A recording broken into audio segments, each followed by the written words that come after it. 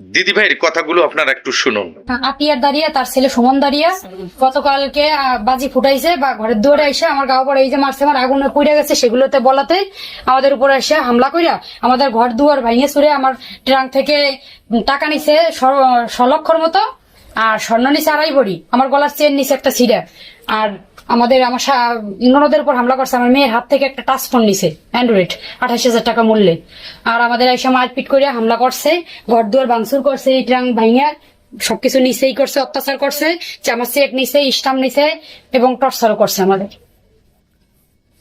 আর বিগত আরো 3 মাস আগে আমার 22টা হাঁস নিছে, খোপ ওই হাঁস নিয়ে বাগানের ভিতরে 22টা হাঁস চুরি করে নিছে সুমন দাঁড়িয়া, রিপন দাঁড়িয়া, শিপন দাঁড়িয়া, এর বাবা আতিয়ার দাঁড়িয়া, আর হচ্ছে হাসান দাঁড়িয়া, আর রামিম দাঁড়িয়া, না ওর নাম রামিম দাঁড়িয়া, এরা আরো বিভিন্ন প্রকারের লোক ছিল, এদের চিনছি আর বাদ বাকি এদের চিনি না। আর এই ঘটনা হয়েছে কবে?